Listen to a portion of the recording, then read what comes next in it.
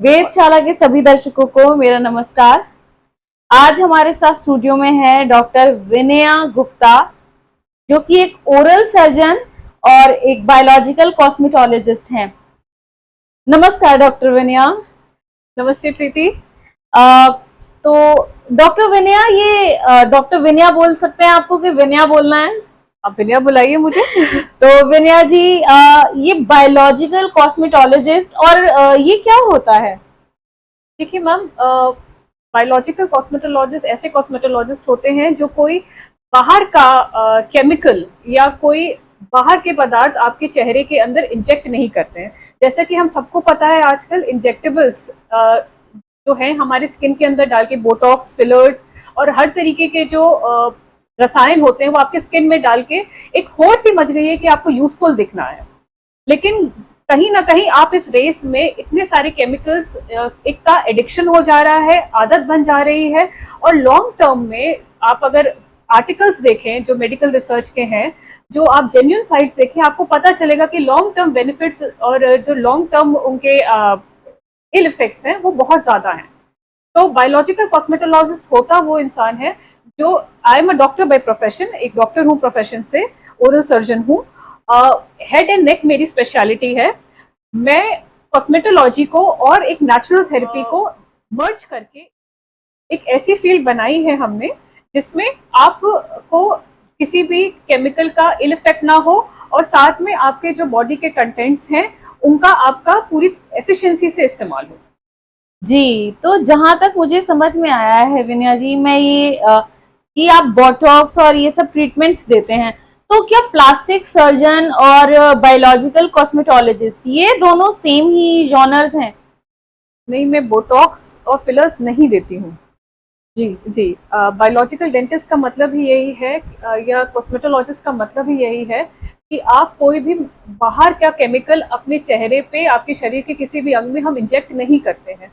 In fact बहुत अच्छा लगेगा आपको जान के कि आप ही के बॉडी का कंपोनेंट उसको प्योरीफाई करके आप ही के शरीर में डाला जाता है उन एरियाज में जहाँ पे उसको जरूरत है। जैसे वुंड हीलिंग हो गई, पिगमेंटेशन हो गया, स्कार हो गए, बाल नहीं उग रहे, जहां भी कोलाजन टर्नओवर की हमें जरूरत है मगर हो नहीं पा रहा शरीर में मौजूद होने के बावजूद भी, उस चीज में आपको इस चीज की जरूरत रहेगी जो मैंने जैसे मेंशन किया।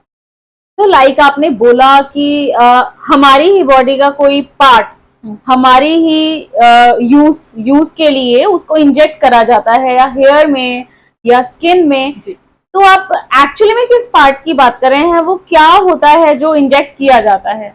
देखिए, ब्लड जो होता है हमारा वो कई कंपोनेंट्स से बना रहता है। उसमें से एक कंपोनेंट होता है प्लेटलेट। प्लेटलेट जो होता है वो आपका ब्लड कोगुलेशन करता है, ब्लड क्लॉटिंग करता है, वुंड हीलिंग करता है, टिश्यू रिपेयर करता है। इनफैक्ट इंजरी की कोई भी साइट होती है, इन्फ्लेमेशन का पहला साइन जो होता है, उस साइट में, बॉडी के उस साइट में प्लेटलेट सबसे पहले पहुंचते हैं। They are the first line of defence बोला जाता है। तो जो कॉस्मेटोलॉजी है, आपके ही शरीर का खून निकाल के उसको सेंट्रीफ्यूग करके प्लेटलेट रिच प्लाज्मा, जो प्लाज्मा है जिसमें प्लेटलेट्स बहुत ज्यादा हैं, उसको गोल्डन फ्लूइड कहा जाता है, उस एरिया पे इंजेक्ट करते हैं जहां पे उसकी एफिशिएंसी हमें देखनी हो। जी, तो लाइक प्लेटलेट्स को गोल्डन फ्लूइड कहा जाता है, गोल्डन लिक्विड कहा जाता है। बिल्कुल। तो प्लेटलेट्स जो हैं, जब आप इंजेक्ट करते हैं तो इसका क्या यूज होता है और इससे हमें क्या एडवांटेजेस हैं, बजाय इसके कि हम एक रेगुलर मेडिसिन या थेरेपी लें? देखिए, आजकल हम सब लोग फिटनेस और हेल्थ को लेकर के ज्यादा जागरूक हो गए, specially after the Covid era. हम लोग ज्यादा जागरूक हो गए हैं, बाहर का कम खाने लगे हैं, वेजिटेबल्स और फ्रूट्स ज्यादा खाने लगे हैं। मगर फिर भी प्री मैच्योर एजिंग हो रही है। 30 और 29 साल के पेशेंट्स मेरे पास आते हैं, उनकी हेयरलाइन रिसीड हो रही है, लड़कियों की मांग की पार्टीशन, जिसको फीमेल पैटर्न बॉल्डिंग कहते हैं, वो बहुत जल्दी चालू हो जा रहा है, जो कि पिछले जनरेशन में हमारी मदर्स के भी चालू नहीं हुआ अभी तक भी। ठीक है, पेरीमेनोपॉजल स्टेज पे भी चालू नहीं हुआ, आप इस चीज को एग्री करेंगे। अब क्यों ऐसा हो रहा है? देखिए, खाना एडल्ट्रेटेड है। आप जितनी भी अच्छी जगह से, जितने भी अच्छे सोर्सेज से आप अपना खाना लेके आ रहे हैं, वेजिटेबल्स लेके आ रहे हैं या और चीजें लेके आ रहे हैं, चाहे आप उसमें प्योरिटी मेंटेन कर रहे हो, आप फास्ट फूड ना खा रहे हो, फिर भी आपको ये याद रखना चाहिए कि वो लौकी एक दिन छोटी होती है, अगले दिन हॉर्मोन्स डाल करके उसको बड़ा किया जाता है। वाटरमेलन के बारे में हम सबने देख लिया है कि क्या हो रहा है, रेड कलर का टेस्ट और उसके ये सारी चीजों के बारे में लोग एटलीस्ट मीडिया में और आपके चैनल्स जैसे इतने अच्छे चैनल्स होते हैं उसकी वजह से जागरूकता फैली है। तो आपके शरीर का जो ब्लड है, जब ऐसा एडल्ट्रेटेड फूड आपके अंदर जा रहा है, क्या वो 100% एफिशिएंसी में काम करेगा? आंसर है नहीं, काम नहीं करेगा। इसी वजह से इस चीज को, इस साइंस को एक्सप्लॉइट किया जा रहा है, जो मेडिकल साइंसेस में काफी सालों से है। एक्सकेलेट अभी हुई है क्योंकि अब हम लोगों की नेसेसिटी बढ़ गई है, अब जरूरत पड़ गई है, क्योंकि अब इफेक्ट्स दिखने लगे हैं। यंग बच्चे जो 20 इन देयर 20s या 30s में भी उनके हेयर फॉल हो रहा है, पिगमेंटेशन हो रही है, सनलाइट की वजह से पोर्स बड़े बड़े हो गए हैं फेस के, जल्दी एजिंग हो रही है। तो इस वजह से आपका प्योरिफाइड कंपोनेंट उस एरिया में, जिस एरिया में आपको जरूरत है, उस एरिया में डाल के पूरा बेनिफिट उस चीज का मिल सकता है जो अदरवाइज बॉडी में होना चाहिए था मगर नहीं हो रहा है अनफॉर्चुनेटली। जी। थोड़ा थोड़ा समझ में आ रहा है आपका बायोलॉजिकल कॉस्मेटोलॉजिस्ट होना। जी। आप ये बताइए, आपने ओरल सर्जन बोला, तो क्या डेंटिस्ट और ओरल सर्जन दोनों एक ही लाइन ऑफ फील्ड है? हम लोग की ग्रेजुएशन बिल्कुल सेम होती है, सेम ही चीज होती है। डेंटिस्ट के बारे में बहुत अच्छा क्वेश्चन आपने पूछा, थैंक यू सो मच प्रीति। एक थोड़ी सी हम लोग के जागरूकता इस नेशन में कम है कि डेंटिस्ट का मतलब ये होता है कि वो इंसान सिर्फ दांत देख सकता है। एक इंसान जो बच्चा पैदा करता है वो गायनेकोलॉजिस्ट है, जो आपकी हड्डी देखता है वो ऑर्थोपेडिक है, बच्चों का डॉक्टर वो है। क्या जो पीडियाट्रिशियन है या गायनी है, क्या वो दांतों का इलाज कर सकते हैं? नहीं। तो डेंटिस्ट्री अपने आप में ही स्पेशलाइजेशन है। स्पेशलाइजेशन कैसे है? क्योंकि डेंटिस्ट का जो हम लोग का करिकुलम है, अपार्ट फ्रॉम जर्नल मेडिसिन जो कि सारे डॉक्टर्स पढ़ते हैं, जो हमारे 3rd ईयर करिकुलम में होता है, उसके अलावा हम लोगों की स्पेशलिटी हेड और नेक होती है। तो इस बारे में मैम कहा जाए तो डेंटिस्ट्री ही एक ओरल सर्जन का वो है, मेन फील्ड है। बिल्कुल जी। तो लाइक आजकल हम देखते हैं ना कि पॉल्यूशन की वजह से ही कह लो आप जी, जो हम लोगों के टीथ हैं वो पहले के लोगों के जैसे नहीं है। लाइक हमारे दादा दादी देख लेंगे, नाना नानी देख लेंगे, तो इतनी एजिंग होने के बावजूद उनके जो टीथ हैं वो काफी हेल्दी हैं, और हम या हमारे बच्चे इतनी कैविटीज लग रही हैं। तो क्या ये पॉल्यूशन ही इसका एक मेन रीजन है? मैम पॉल्यूशन तो मैं नहीं कहूंगी, लेकिन पॉल्यूशन की वजह से जो फूड एडल्ट्रेशन हो रहा है वो डेफिनेटली आप एक प्राइमरी फैक्टर मान सकते हैं। हम लोग के बहुत पुराने, हम लोग के ग्रंथों में लिखा हुआ है, आप वो है जो आप खाते हैं। आपने सुनी होगी, बहुत पॉपुलर बात होती है। हम बच्चे आजकल इम्यूनिटी उनकी वीक इसी वजह से हो रही है। पहली बात तो पेरेंट्स ओवर प्रोटेक्टिव हैं। हम लोग सब आई थिंक मिट्टियों में भी खेले हैं, सब कुछ खेला है हम लोगों ने, गंदे गंदे मार्बल्स इकट्ठे करके स्टापू खेला हुआ है। आई थिंक हम सब रिलेट कर सकते हैं इन सब चीजों से। बच्चों की इम्यूनिटी कंपैरेटिवली इस बार कम है। फूड एडल्ट्रेशन, जो कि मैं पहले भी मेंशन कर चुकी हूँ, एक मेजर फैक्टर है। बात में पेरेंट्स का ओवर प्रोटेक्टिव होकर के उनको दवाई देना एक और डैमेजिंग फैक्टर है, जो एज अ क्लिनिकल, जो अपने क्लिनिक में जब मैं संभालती हूँ और पेरेंट्स मेरे पास आते हैं, वो बहुत ही वेगली मुझे बोल देते हैं, हाँ मैडम बुखार था तो हमने उनको एक आइबोजेसिक दे दी। तो एक पेरेंट्स के शायद ज्यादा सेंसिटिव हो जाना, बच्चों का केमिकल्स की तरफ ज्यादा रुझान हो जाना, उनकी बॉडी एडिक्ट हो जाना उन केमिकल से कि फीवर उतरता ही नहीं है जब तक हम उनको ब्रूफिन ना दे दें। ऐसी आपने बातें सुनी होंगी और पेरेंट्स से भी कि मेफ्टॉल नहीं दिया जाए तो इसका फीवर ऐसे उतरता ही नहीं है, नॉर्मल पैरासिटामोल से तो फीवर उतरता ही नहीं है। बच्चा तो उस इम्यूनिटी के साथ पैदा नहीं हुआ था, दवाई आपने दी है उसको, खाना आपने खिलाया, और इस पोल्यूशन में अनफॉर्चुनेटली बच्चे यहाँ जो पैदा हुए हैं हम लोगों के इस एरा में पैदा हुए हैं कि हम इन सब चीजों को कंट्रोल में नहीं ला सकते। तो जी।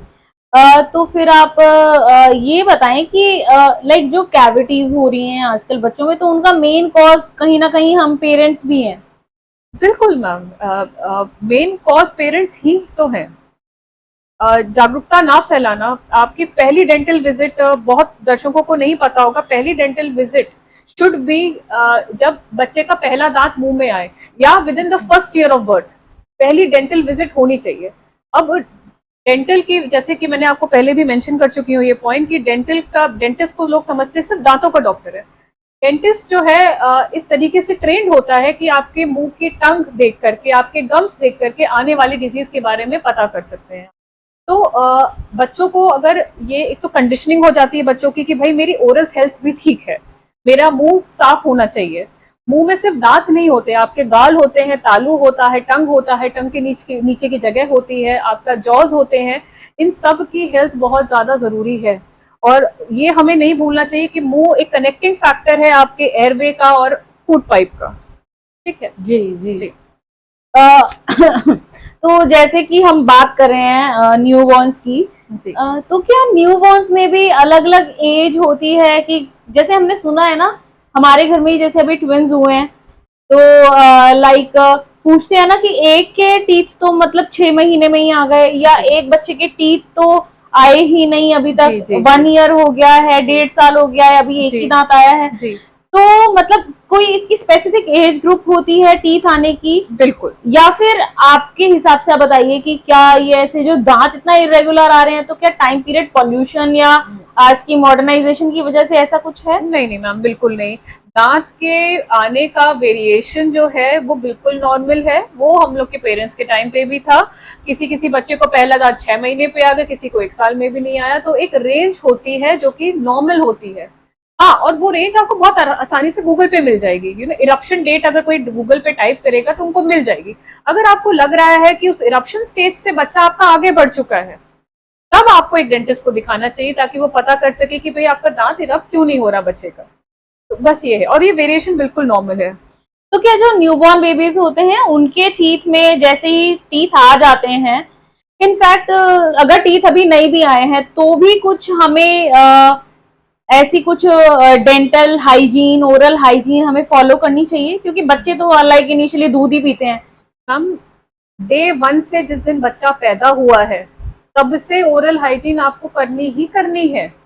हमारे पुराने जो लोग हैं या मेरे बेबी हुआ है, स्टेरलाइज गॉज लेकर के उनका अगर आप गम्स रगड़ते रहें, नेचुरल फिक्शन से दांत का इरप्शन जो है वो बहुत नॉर्मल हो जाएगा, बहुत आसानी से हो जाएगा। टीथिंग स्टेज से आप समझ सकते हैं कितने पेरेंट्स बेचारे परेशान रहते हैं कि मैम बच्चा टीथिंग कर रहा है, कुछ खा नहीं रहा, बहुत इरिटेट कर रहा है और सिर्फ रोता रहता है। तो टीथिंग जो है बहुत कष्टदायक हो जाती है कुछ बच्चों के लिए।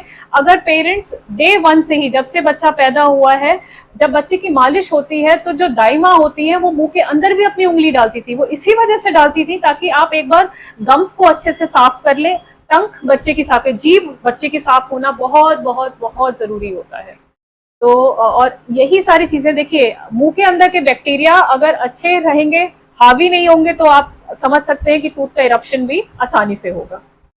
जी, साथ ही ये भी पूछ लेते हैं कि जो मिल्क होता है, जो न्यूबॉर्न बेबीज जो मिल्क आज मतलब मदर्स का तो लेते ही है मिल्क, जी अगर जैसे बाहर से भी मिल्क लेते हैं, जैसे काऊ मिल्क ले रहे हैं, बफेलो मिल्क ले रहे हैं, तो क्या उस मिल्क में हमें शुगर ऐड करके देनी चाहिए?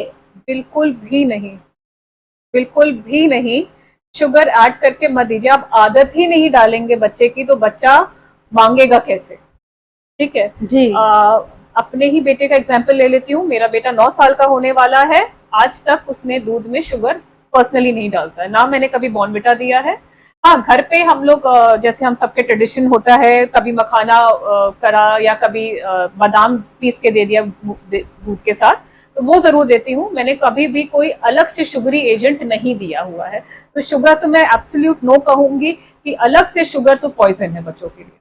जी, बहुत ध्यान से सुनना है सबको कि शुगर नहीं देनी है। बिल्कुल नहीं देनी है। और एक और चीज जो मैं कहना चाहती हूँ, अगर आपने कुछ शुगरी दे दिया, सपोज बच्चा नहीं माना, या अब थोड़ा सा आप उस टाइम गैप से आगे बढ़ गए कि अब बच्चा बिना शुगर के तो दूध पिएगा नहीं, आदत पड़ गई है, उन पेरेंट्स के लिए भी मैं बता दूं कि अगर आपने स्वीटेंड मिल्क दिया है तो आप उसके आधे घंटे से लेकर के 40 मिनट, 30 से 40 मिनट के अंदर आप उसके बाद उसका दांत साफ कर लें।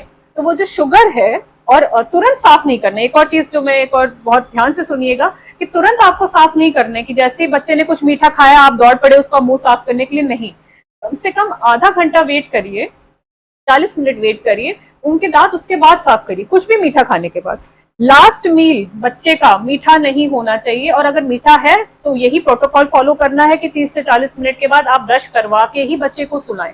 सबसे ज्यादा डैमेज रात का स्वीटेंड मिल्क करता है।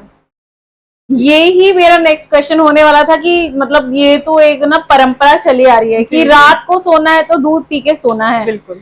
मगर ये बात आपसे जान के पता चला है कि रात के मिल्क में हम एटलीस्ट शुगर को अवॉइड कर सकते हैं। बिल्कुल। तो क्या रात में दूध देना फिर चाहिए कि नहीं देना चाहिए? बिल्कुल देना चाहिए।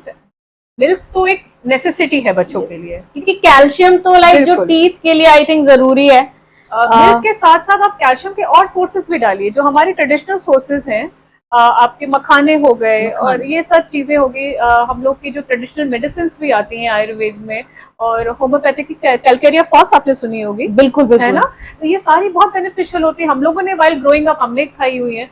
तो मिल्क के साथ एडिशनली भी आप दे सकते हैं, जरूरी नहीं है कि आप ओवरडोज दें बच्चे को मिल्क की। जी जी जी।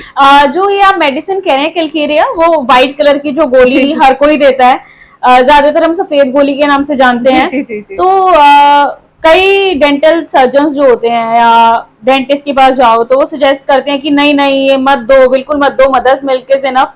तो अगर आप सजेस्ट करें तो ये भी जरूर बताएं कि क्या एज है, लाइक 6 मंथ से देना शुरू कर दें, जब या फिर जब पहला टीथ आ गया बेबी का तब वो देनी शुरू कर दें? देखिए मैम, फर्स्ट 6 मंथ तो सब डेंटिस्ट बिल्कुल ठीक कहते हैं कि मदर्स मिल्क इम्पेरेटिव है, उसके आगे आपको पानी भी नहीं देना चाहिए। जी, अगर मदर की मिल्किंग या लैक्टेशन नॉर्मल हो रहा है, आजकल एक और प्रॉब्लम ये हो रही है कि मदर्स लैक्टेशन जो है बहुत सफर कर रही है, मदर्स जनरल स्ट्रेस भी है, पोस्टमार्टम डिप्रेशन भी है, बहुत सारे चैलेंजेस हैं लेडीज फेस करती हैं आजकल।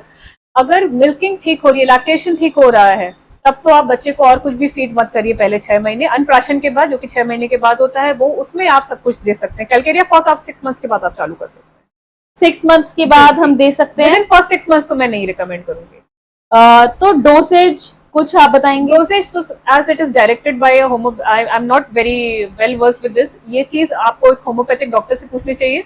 ये तो मैं अपने पर्सनल एक्सपीरियंस से बता रही हूँ, मेरा एरिया ऑफ प्रैक्टिस नहीं है होम्योपैथी। जी। अभी जैसे आपने बताया कि शुगर हमें अवॉइड करनी चाहिए मिल्क में जी, मगर शुगर तो हम और भी जगह खा रहे हैं, लाइक पेस्ट्रीज खा रहे हैं या खीर खाते हैं, उसमें भी शुगर है। जी।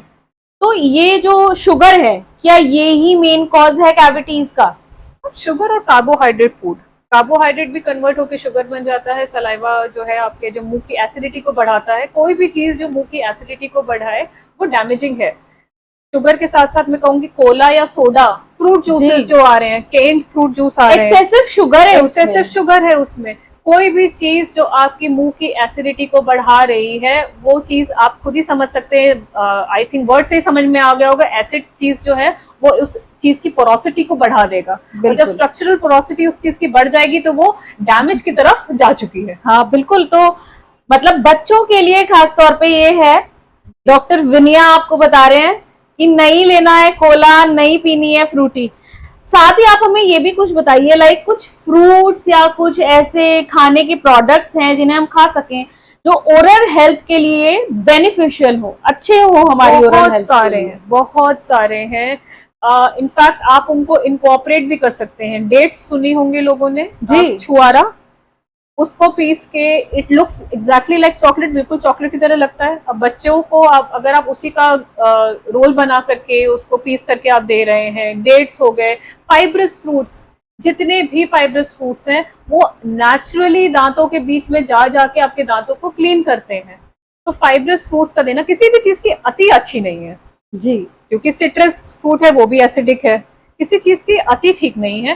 तुरंत ब्रशिंग के बाद उस चीज को भी लेना ठीक नहीं है। तुरंत ब्रशिंग के बाद आपने तुरंत बच्चे को संतरा खिला दिया, अब वो डैमेजिंग होगा, क्योंकि ब्रशिंग के तुरंत बाद जो दांतों के ऊपर प्रोटेक्टिव लेयर है वो हट जाती है, और उसको कुछ समय लगता है, 2 से 4 मिनट लगते हैं उस प्रोटेक्टिव लेयर को आने में। अब ऐसे करके आपने ब्रश के बाद तुरंत ही कुछ एसिडिक फूड खिला दिया, उसमें बच्चे का दांत डैमेज हो जाएगा। तो टाइमिंग, मेरा कहने का मतलब, देखिए आप डिवॉइड नहीं कर सकते। मैं आपको ये नहीं कह रही कि आप एब्सोल्यूट मना कर दीजिए बच्चे को चॉकलेट खाने के लिए। देखिए बच्चों को ही मना कर देंगे तो जॉय कहाँ रह जाएगा, ठीक है। तो लेकिन आप अपनी आदत ऐसा पेरेंट बदलिए कि कभी भी कुछ मीठा खाया है बच्चे ने, चाहे वो खीर के फॉर्म में जैसे आप मेंशन कर रही थी, चाहे वो चॉकलेट के फॉर्म में हो, पेस्ट्री के फॉर्म में हो, या मैदे वाली ब्रेड के फॉर्म में हो, आप उसके 30 से 40 मिनट के बाद प्लीज बच्चा का मुंह साफ करें। जी जी। एक प्रैक्टिस और है, लाइक स्कूल बच्चे सुबह सुबह जाते हैं, अर्ली मॉर्निंग स्कूल जाते हैं, तो बच्चे उठते हैं जी। फटाफट से ब्रश करते हैं, तुरंत ब्रशिंग करी और नहाए और दूध पी लिया, या फिर ब्रशिंग कर ली और दूध पी लिया। जी जी जी। अभी आपने बोला कि तुरंत ब्रशिंग के बाद हमें कुछ नहीं देना है, जी। तो क्या हमें ऐसे करना चाहिए कि पहले मिल्क पी लें और फिर ब्रशिंग करें? नहीं, ये भी नहीं कर सकते, तो फिर क्या प्रोसेस होना चाहिए? टाइम गैप रखिए कि आप देखिए, सबसे पहले बच्चे को आप थोड़ा सा टाइम मैनेजमेंट में कहूंगी इस चीज में करना पड़ेगा कि सबसे पहली चीज आपने शायद ऐसे कर ली कि आपने उसको ब्रश करा दिया, फिर उसके बाद आपने बच्चे को नहला दिया, तो टाइम गैप तो अपने आप ही बन गया। आपने जैसे बच्चे को बाथरूम में किया, मुझे पता है मदर्स का रूटीन सुबह सुबह उठ के बच्चे को उठा करके पहले बाथरूम में जाती है, सबसे पहली चीज आपने करी ब्रश कर दिया, and then you do other things, जैसे आपने बेदिंग कर ली, चेंजिंग कर ली, उसमें 10-15 मिनट तो ऑब्वियसली कहीं भी निकल जाएंगे, तो यू हैव गॉट टाइम, आपको टाइम मिल गया, उसके बाद आप ब्रेकफास्ट कराइए।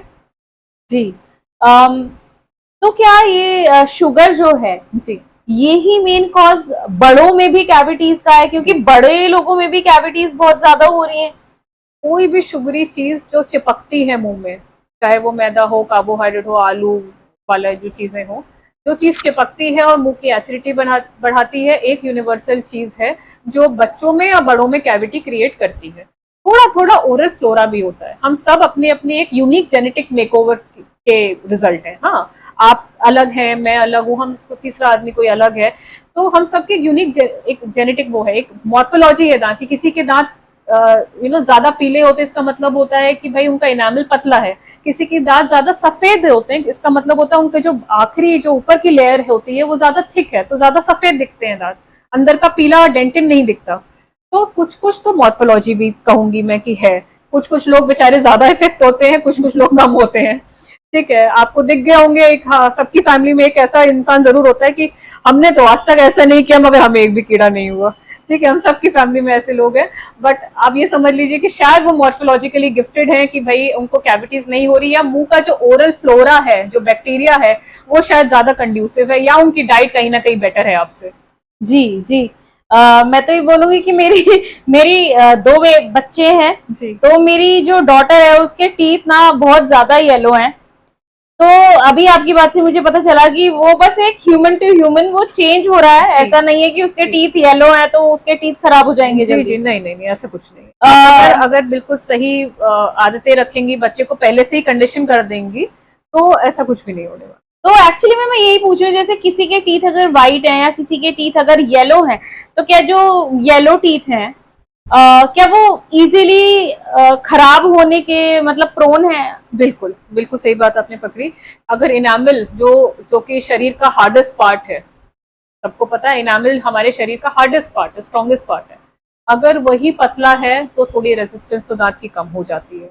जी। तो बिल्कुल मेरे पेशेंट्स में मैं देखती हूँ जिनके दांत ज्यादा येलो हैं, दे आर मोर प्रोन, ज्यादा प्रोन है घिसने के। लोगों के दांत फ्लैट हो जाते हैं, वो ऐसे ही ज्यादा फ्लैट उनके होते हैं जिनका इनामल पतला होता है। अभी अभी मैं सुबह टीवी में ऐड देख रही थी कि ब्रशिंग के बाद ना अब आप माउथ वॉश भी करें। जी। तो ये कोई नया ट्रेंड शुरू हो रहा है?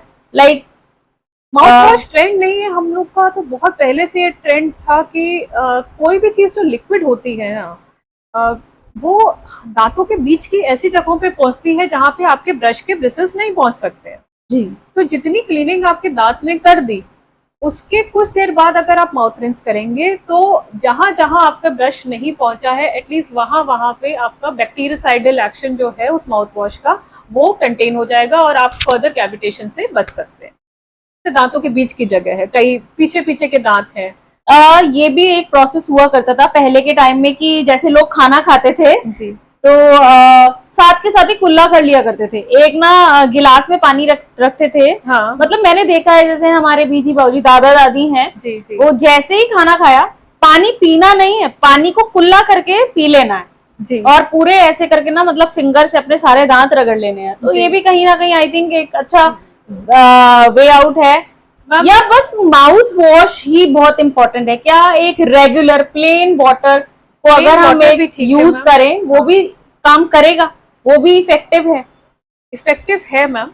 बस यही है कि जो तुरंत वाली जो प्रैक्टिस है, खाने के तुरंत बाद ही आपने कुल्ला कर दिया दांत साफ करने, और बहुत लोगों का जो डेंटिस्ट के पास जा चुके हैं वो इतना डरते हैं डेंटिस्ट के पास जाने से कि तुरंत ही कैविटी ना हो जाए, उस खाना खाया उठे और सीधे जाकर के ब्रश कर लिया। ये सबसे गलत प्रैक्टिस है। ब्रशिंग तो नहीं, बट क्या कुल्ला करना प्लेन वाटर से, नहीं, ये कुल्ला भी मत करिए, क्योंकि आप बॉडी को समय तो दीजिए कि आपका खाना, आपका सलाइवा है मुंह में, सलाइवा पहला डाइजेशन आपका कहाँ से चालू होता है? आपके मुंह से चालू होता है। आपने उसी सलाइवा, आपने तुरंत खाना खाया और उसी सलाइवा को आपने डाइल्यूट करके पानी, तभी बड़े बुजुर्ग कहते हैं कि खाने से 40 मिनट पहले तक पानी नहीं, और खाने के एटलीस्ट 1 घंटे बाद तक पानी नहीं पीते। वो इसी वजह से होता है कि पहला डाइजेशन मुंह से चालू होता है। आपके जो सलाइवरी अमाइलेज और सलाइवरी डाइजेस्टिव जो एंजाइम्स हैं आपके, वो आपका फूड डाइजेस्ट करना चालू कर देते हैं। तो ये गलत प्रैक्टिस है कि आपने खाने के तुरंत बाद मुंह भी वॉश कर लिया या पानी पी लिया। आई थिंक मैंने ये भी सुना है अपने डेंटिस्ट से ही सुना, आई थिंक कि ये जो हमारा सलाइवा होता है ये हमारे माउथ को हेल्दी रखने के लिए भी काम बिल्कुल करता है। बिल्कुल, मैंने जैसे कि अभी अभी जैसे मेंशन किया है कि सलाइवा जो है सबसे पहले उसमें इम्यूनिटी वाले एजेंट्स होते हैं सलाइवा में, डाइजेस्टिव एजेंट्स होते हैं बहुत। आप अगर सलाइवा का कंपोजिशन देखेंगे गूगल में, आपको एक लंबी सी लिस्ट मिल जाएगी और आप सरप्राइज हो जाएंगे कि ये सब काम भी होते हैं सलाइवा में, आपको पता ही नहीं था। आपके माउथ का लुब्रिकेशन से लेकर के क्लीनिंग, माउथ की चुपचाप क्लीनिंग कर लेना, वो भी आपके सलाइवा का काम है। तो बहुत इम्पोर्टेंट है आपके लिए सलाइवा। तभी आपने ये देखा होगा जो भी हमारे रेडियो के या कीमो के जो पेशेंट्स होते हैं उनके सलाइवा आना कम हो जाता है रेडिएशन की वजह से, तो उनको बहुत ज्यादा प्रॉब्लम होती है कि आप मतलब मुंह सूखा होता है उनको। हम लोग इनफैक्ट लुब्रिकेंट्स अलग से देते हैं ताकि उनका मुंह गीला रहे। जी। अभी हमने न्यू बॉर्न की कैविटीज की बात कर ली है जी, बड़े लोगों में कैविटीज की बात कर ली है जी, हमने हेल्दी फूड की भी बात करी है कि मतलब ये फूड्स हैं जो हमारी ओरल हेल्थ को नेगेटिवली इफेक्ट करते हैं, लाइक आप कह रहे हैं पोटैटोज, कोई भी प्रोसेस कार्बोहाइड्रेट्स। पोटैटोस तो आपको खाने पड़ेंगे, लेकिन बस जो मैंने प्रोटोकॉल आपको कहा है। जी जी, हाँ। नेगेटिवली भी। एक चीज मैं ये भी पूछना चाहूंगी अब कि टूथपेस्ट और टूथब्रश ये तो अभी आया है, इससे पहले तो हम लोग पेड़ से जैसे नीम की दातुन तोड़ ली जी, या कीकर की दातुन तोड़ ली, जी, तो हम दातुन किया करते थे। तो दातुन में और ब्रशिंग में कौन सी चीज इफेक्टिव है? और मतलब वो मतलब पहले का ही सही था कहीं ना कहीं या फिर अब जो न्यू टेक्निक्स हैं लाइक ब्रशिंग करो और माउथ वॉश भी करो, तो आप कुछ बताएं कि मतलब पहले की ही टेक्निक्स ठीक थी, दातुन ही शुरू करनी चाहिए क्या? नहीं, बिल्कुल नहीं कहूंगी कि मैं आप दातून शुरू करें। पहली बात तो दातून का एक तरीका होता था जो अब हमें किसी को नहीं पता कि कैसे होता था। जो बड़े लोग थे, देखिए थोड़ा सा लाइफस्टाइल चेंजेस आ गए हैं। अब हम लोग थोड़ी सी दौड़ भाग में ज्यादा हैं, किसी के पास सुबह दातून का टाइम नहीं है। आप दातून के बारे में अगर आपको पता होगा, आपने अगर ग्रैंडफादर और उन लोगों को देखा होगा, काफी देर तक मुंह में चबाते रहते हैं बहुत देर तक। अब दातून जिस बाग से बनता था उसके रेशे वर यूज की वो आपके दांतों को क्लीन करते रहे, साथ में उनके जो बाग से जो निकलता था वो एंटी माइक्रोबियल होता था। तो दातून करने का तरीका है, क्या आप आधे घंटे स्टिक रख पाओगे मुंह में? टाइम ही नहीं है किसी के पास। उसके लिए फास्ट फॉरवर्ड आपको ब्रशिंग करनी पड़ेगी। ब्रशिंग भी आपको 1-1 मिनट आपको करना चाहिए, हर सेगमेंट में गोल गोल घुमा के करना चाहिए ब्रश। ब्रिसल्स गम्स की तरफ हो आपके, बिना गम्स को डैमेज के एक प्रॉपर एंगुलेशन से ब्रशिंग होती है। और उस ब्रशिंग को के में जो कुछ रह जाता है उसको कॉम्बैट करने के लिए जो माउथ वॉश है वो भी तुरंत, मैं नहीं कहूंगी कि आप तुरंत माउथ वॉश करिए, कुछ देर रुक के माउथ वॉश करना चाहिए। तो देखिए, मैं मॉडर्न सिस्टम को ज्यादा बेटर मानूंगी क्योंकि लाइफस्टाइल के हिसाब से आपको चेंज करना पड़ेगा। ये तो वही बात हुई कि आपने लैंडलाइन के आप यूज कर सकते नहीं, हम बिना स्मार्टफोन के अब हम तो रह नहीं सकते, है ना? तो बस ये चीज है।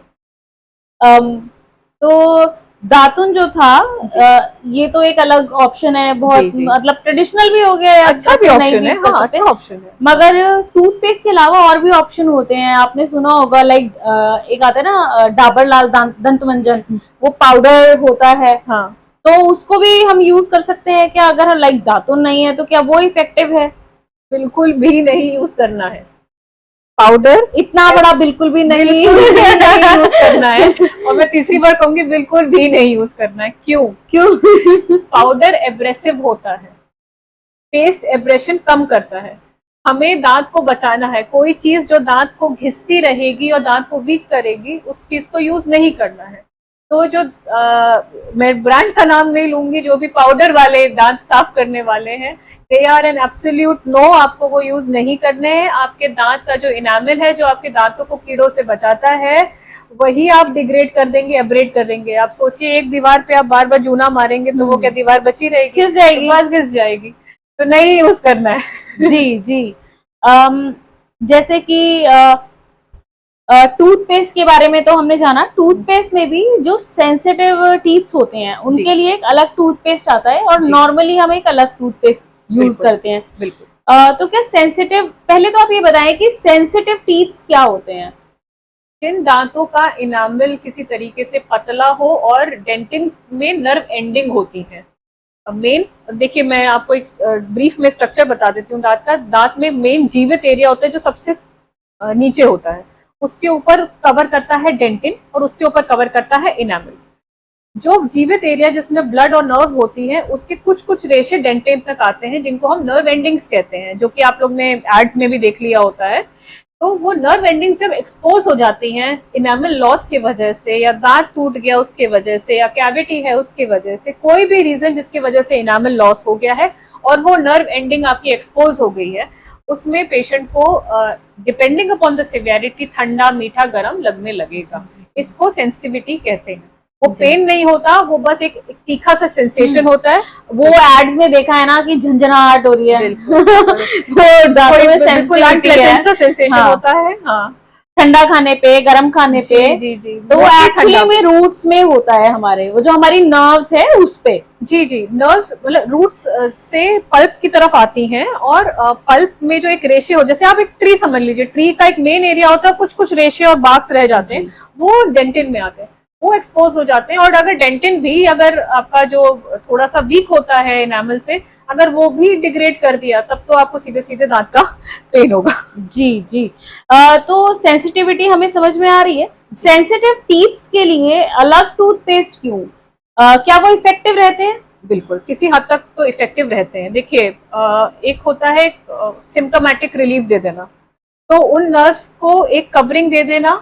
ओके। लेकिन वो कवरिंग टेम्परेरी होती है। आपने सुना भी होगा, लोगों ने कहा होगा कि मैं इतने दिनों से यूज तो कर रही थी, मुझे फर्क तो पड़ा, लेकिन अब मुझे फर्क नहीं पड़ता।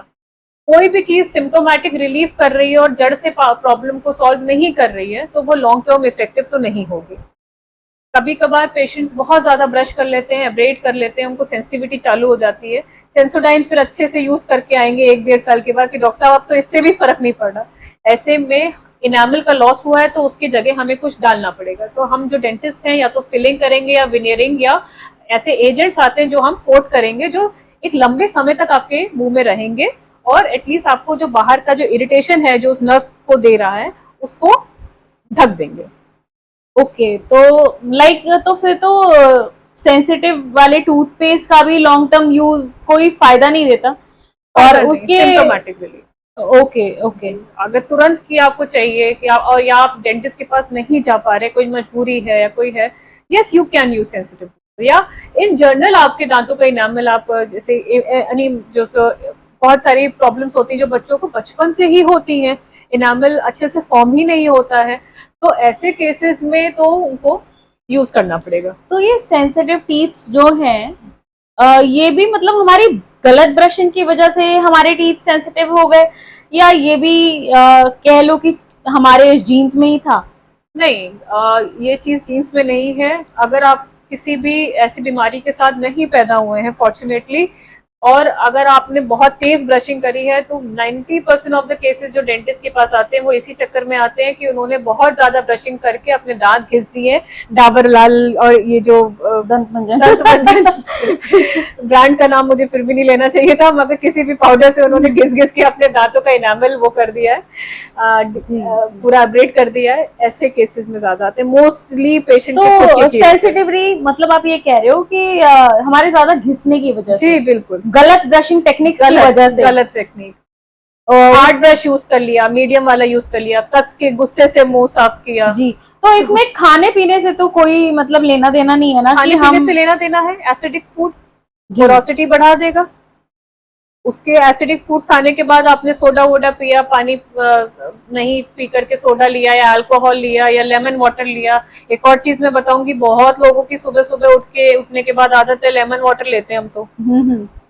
ब्रश कर लिया तुरंत जी, और लेमन वाटर ले लिया। अब आप समझ गई मेरा पॉइंट यहाँ पे, ठीक है। वेट लॉस के लिए ले रहे हैं। वेट लॉस के लिए ले रहे हैं मगर दांत का लॉस हो रहा है। ब्रशिंग करी और आप तुरंत भागे लेमन वाटर पीने के लिए। नहीं, वेट करिए। अच्छा है लेमन वाटर, लेमन आंवला सब कुछ खाना अच्छा है, मगर वेट करिए।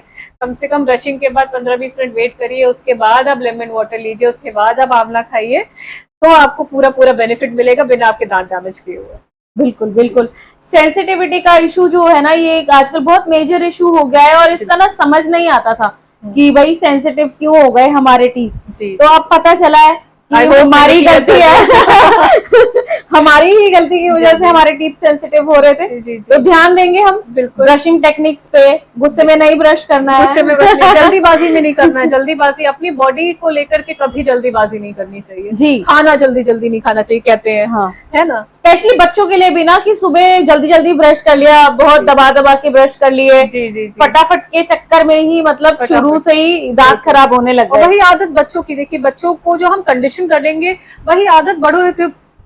जी, हमारी मतलब पेरेंट्स एज अ मदर मैं ही बोलती हूँ जल्दी कर लो, जल्दी कर लो। जी। नहीं, रिलैक्स करो, आराम से। हाँ, जल्दी देखिए, थोड़ी सी दिनचर्या हम सबको अपनी करनी पड़ेगी। अपना कंफर्ट थोड़ा सा, हम जब हम पेरेंटिंग करते हैं बहुत सारा त्याग करते हैं, तो ये त्याग भी जरूरी है कि आप शायद 10 मिनट पहले जग जाओ उस चीज के लिए।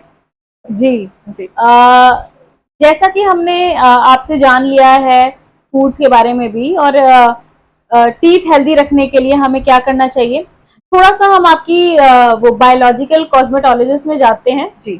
और ये जानना चाहेंगे कि यूथफुल रहने के लिए आपने ऐसे बताया कि बोटॉक्स की जगह हम अपने प्लेटलेट्स को इंजेक्ट कर सकते हैं। जी। तो ये आप किस तरह से करते हैं, थोड़ा एक्सप्लेन सब्स्टिट्यूट करेंगे? नहीं है। विद ऑल ड्यू रिस्पेक्ट, जो बोटॉक्स और फिलर्स दे रहे हैं पूरी साइंस है। कुछ डॉक्टर्स ने और जो हमारे अच्छे खासे सेलिब्रिटीज हैं वो सब तो सब कुछ कराते हैं, लेकिन जितनी मैंने स्टडी करी है उसका लॉन्ग टर्म बेनिफिट, जब एडवांस एजिंग की स्टेज आ जाती है उसके लॉन्ग टर्म बेनिफिट्स के बारे में जितना मैंने पढ़ाई करी है, उसके इफेक्ट्स मुझे ठीक नहीं लगे। मेरे मेडिसिन बहुत सुंदर फील्ड है, आपको खुद सोचने पे मजबूर करती है। इतने सारे पेपर्स हैं जो पब्लिकेशंस में होते हैं, उन्हीं पेपर्स को इकट्ठा कर करके डॉक्टर्स जो हैं उस एक मुकाम पे पहुंचते कि आपको वो ट्रीट कर पाए। वैसे ही मैंने ऐसे पेशेंट्स देखे हैं, ऐसे लोग देखे हैं। एक लेडी से जैसे मैं मिली थी, उन्होंने पूरे फेस का बोटॉक्स कराया, तो आप वो स्माइल भी करती हैं तब भी ऐसा लग रहा है कि एक मास्क सा बन गया मतलब कर नहीं पा रहे ना, कर नहीं पा रहे क्योंकि इतना टाइट हो जाता है वो। अननेचुरली टाइट स्किन भी अच्छी नहीं, सुंदरता दिखाती है कि आपकी स्माइल लाइन है, आपके जो है। Ageing is a beautiful process, let us not make it, उसको हम एक अगली फॉर्म ना देके उसको आप एंजॉय करिए। आपने वो उम्र जी ली है, आप अब इस एजिंग को एंजॉय करिए। हाँ, लेकिन एडल्ट्रेशन की वजह से जो जल्दी एजिंग हो रही है उसको आप जरूर कॉम्बैट कर सकते हैं, बिल्कुल नेचुरल थेरेपी को ही लेकर के। मोस्टली मैं माइक्रो नीडलिंग करती हूँ, और मैं ये सब्स्टिट्यूट्स जो पेशेंट को डाइटरी सब्स्टिट्यूट्स हैं वो उनको बताती हूँ। और जो plasma plated rich plasma therapy है वो भी एडवांस, जिसमें ग्रोथ फैक्टर्स ऑलरेडी होते हैं, वो मैं पेशेंट्स को प्रोवाइड करती हूँ। उससे इफेक्ट्स बहुत अच्छे आते हैं। डाइटरी सब्स्टिट्यूट्स में आप मेडिसिन देते हैं? नहीं, कोलाजन बढ़ाने वाली जो चीजें होती हैं, विटामिन सी रिच चीजें होती हैं, जो आप कॉन्शियसली नहीं खा रहे थे, वो आप दवाई की तरह खाना चालू करिए। जी। तो ऐसे में आंवला हो गया, डेट्स हो गए। मोस्टली विमेन दोपहर में अगर एक नैप लिया, 10 मिनट भी सो गए, उठे, अचानक चक्कर क्यों आता है? क्योंकि खून की कमी है। तो हर चीज, जो चीज आपके बॉडी का जो खून है आपका मेन ऑक्सीजनेशन है, ऑक्सीजनेशन नहीं होगा तो एजिंग भी तो जल्दी होगी, आपका कोलाजन टर्नओवर भी नहीं होगा। तो छोटी छोटी चीजों को, जैसे कि मैंने आपको पहले कहा, बायोलॉजिकल का मतलब है किसी चीज को रूट से ठीक करना। ऊपर से मैंने कोई बीबी क्रीम नहीं बोली है, ये सब नहीं बोला है कि आप ये करिए। सन से बचिए, सन प्रोटेक्शन बहुत बहुत जरूरी है। तो हर डर्मेटोलॉजिस्ट से आई थिंक बता ही दिया है अभी तक, बिल्कुल सही बोलते हैं वो। इसी में मैं जानना चाहूंगी, सनस्क्रीन तो जरूरी होगी, आजकल लाइक क्योंकि यूवीए और ये सब रेज हैं, सिर्फ बिल्डिंग्स हैं, पेड़ नहीं बचे हैं चाय के लिए। बिल्कुल बहुत ये तो है बिल्कुल, मतलब पॉल्यूशन, सनलाइट, ये सब हमारी स्किन के लिए जी। बहुत लोग मुझसे कहते हैं अरे पहले के जमाने में तो ये सब नहीं था, वो अब हो गया। लेकिन पहले आपके इतने 20-20 फ्लोर की बिल्डिंग्स नहीं थी। पहले 47 डिग्री टेम्परेचर कहाँ देखने को मिलता था। एग्जैक्टली, वो तो अभी रिकॉर्ड होना शुरू हुआ है। चेंज करना ही नेसेसिटी है, इसी को तो इवोल्यूशन कहते हैं कि आपको बिल्कुल आदतें बदलनी पड़ेंगी। दातुन नहीं, आप ब्रश यूज करिए, उसमें थोड़ा सा टाइम दीजिए, सनस्क्रीन यूज करिए क्योंकि अब सन वैसा नहीं रहा जो 1947 में था। विनय जी, डॉक्टर विनया जी, मैं जहां तक समझी हूँ बोटॉक्स जो है आपको एक अननेचुरल लुक दे रहा है। जरूरी नहीं अननेचुरल लुक दे, नहीं, किसी के लिए फेवरेबल भी होता है। कितनी एक्ट्रेसेस हैं जो बहुत सुंदर दिखती हैं। नहीं, अगर हमारी स्किन टाइटन्ड हो रही है और वो ना फ्राउन लाइंस बिल्कुल नहीं दिख रही, तो कहीं ना कहीं तो अननेचुरली दिखने लगते हैं ना हम। काफी केसेस में नेचुरल दिखते हैं, और काफी अगर अच्छा बोटॉक्स किया है, अच्छे फिलर्स दिए हैं, किसी एक्सपर्ट ने दिए हैं, आप उनका बहुत अच्छा बेनिफिट देखते हैं सेलिब्रिटीज में। तो मैं बायोलॉजिकल डेंटिस्ट इसलिए हूँ क्योंकि मैंने इस फील्ड को मैं गलत नहीं मानती हूँ। जो प्रैक्टिस कर रहे हैं वो बहुत बढ़िया प्रैक्टिस कर रहे हैं, बस वो उस प्रैक्टिस में मैं नहीं हूँ। तो मैं ये जानना चाहूंगी, क्या ये एक ऑल्टरनेट है, क्या ये बोटॉक्स का सब्स्टिट्यूट है? क्विकली चीज करता है। आपको कल इवेंट में जाना है, या सॉरी कल नहीं कहूंगी, इतनी भी जल्दी नहीं होता बट हाँ, आपको कुछ दिनों के बाद इवेंट में जाना है, तो जो मैं ये जो थेरेपी करती हूँ वो शायद इतनी जल्दी रिजल्ट ना दे जितना जल्दी बोटॉक्स या फिलर्स रिजल्ट देते हैं। तो इंडिविजुअल आपकी प्रायोरिटी है, और मैं कभी ये नहीं कहूंगी कि बोटॉक्स गलत चीज है या फिलर्स गलत चीज है। बहुत अच्छे अच्छे प्रैक्टिशनर्स हैं, they have done wonders on patients faces. किसी का फेस को क्या से क्या बना दिया इन्हीं की वजह से कि एक अच्छी लिफ्ट दे दी है। ड्रूपिंग चेहरा था और लिफ्ट दे दिया है, उन लोगों को जरूरत थी। मगर एक्सेसिवली एक एडिक्शन हो जाना, एक ऑब्सेशन हो जाना कि नहीं मेरा फिर से स्किन लटकने लगी है, मुझे दोबारा वहां पे जाना है, फिर से बोटॉक्स करना है, दोबारा एक लाइन मुझे दिख रही है फिर से मुझे करना है, ये इस चीज को मैं सही नहीं मानती। ये मेरा पर्सनल ओपिनियन। तो बायोलॉजिकल कॉस्मेटोलॉजिस्ट ये जो हैं आप, इसमें आप सिर्फ ये प्लेटलेट्स वाले गोल्डन लिक्विड का ही यूज करते हैं या और भी कुछ आप इसमें? नहीं, और कुछ नहीं। कोलाजन को स्टिमुलेट करने के लिए जो माइक्रोनीडलिंग होती है और आपका ब्लड का जो कंपोनेंट है, बिना किसी एडजंक्ट के मैं यूज करती हूँ। तो इसे सिर्फ हम अपने फेस पे यूज करते हैं? फेस, हेयर, गम्स भी कोलाजन, गम्स की टाइटनिंग, पायरिया की जो प्रॉब्लम है, लिप्स का डीपिगमेंटेशन किसी हद तक हो सकता है, इससे ज्यादा तो नहीं। मैं लिप्स के लिए बहुत ज्यादा यूज नहीं करती हूँ, लेकिन गम्स के लिए एज अ डेंटल सर्जन मैं बहुत सालों से ये ट्रीटमेंट कर रही हूँ। जिन लोगों का पारिया ठीक ही नहीं हो रहा, ब्लीडिंग ठीक ही नहीं हो रही है, कई बार डॉक्टर्स के चक्कर लगा चुके हैं कि मैं तो सिर्फ स्केलिंग करा रहा हूँ मगर मैम नहीं ठीक हो रहा है। ऐसे केसेस में भी इस प्रोसीजर थोड़ा सा अलग प्रोसीजर हो जाता है डेंटल पॉइंट ऑफ व्यू से, ज्यादा डिटेल में मैं नहीं जाना चाहूंगी इस चीज से, लेकिन इसी थेरेपी को रूट में रखते हुए हम लोग उन पेशेंट्स पे देते हैं और बहुत बढ़िया रिजल्ट आए हैं जी। गम्स की टाइटनिंग में, जिनके गम्स में खाना फंस जाता है सफाई के बावजूद, दांतों के बीच में फंस जाता है, वो इसलिए फंसता है क्योंकि गम्स लूज है, कहीं ना कहीं इन्फ्लेम्ड है, गम्स में ब्लीडिंग हो रही है, तो इसमें भी यूज होता है। आप यकीन मानिए जॉइंट्स में जो कट आवाज आती है किसी के खाने पे, तो जॉइंट्स में उसका यूज है, पीआरपी का यूज है।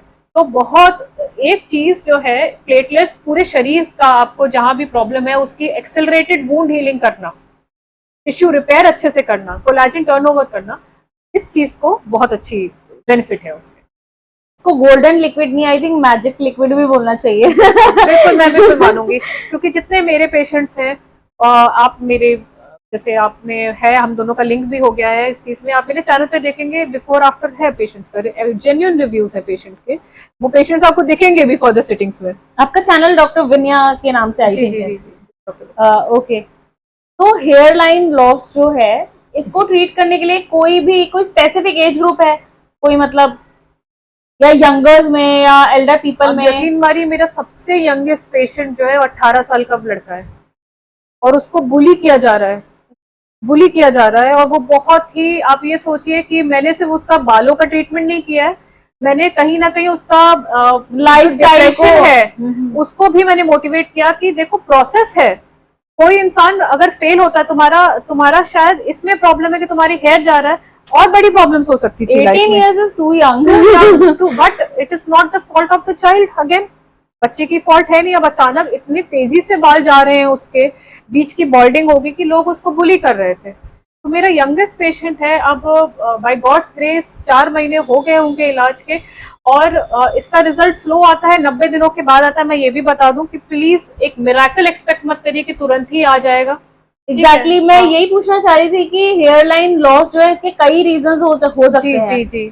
तो इस आप इसी पेशेंट के माध्यम से भी बता सकते हैं कि क्या ट्रीटमेंट जो आप कर रहे हैं, आप किस किस एरिया में इसको यूज करते हैं? मतलब कि आप अगर हेयर लॉस हो रहा है तो आप सिर्फ कोलेजन का यूज करके हेयर, कोलेजन मतलब प्लाज्मा जो है आपके हेयर फॉलिकल्स को तो वो बनाएगा ना। ठीक है, जो आपके एग्जिस्टिंग हेयर फॉलिकल्स हैं उनको वो स्टेट में लाएगा कि वो थिकर बाल आए। सबसे बढ़िया चीज जीएफसी के बारे में मैं ये कहूंगी कि थिकर बाल आते हैं, बेटर क्वालिटी के बाल आते हैं।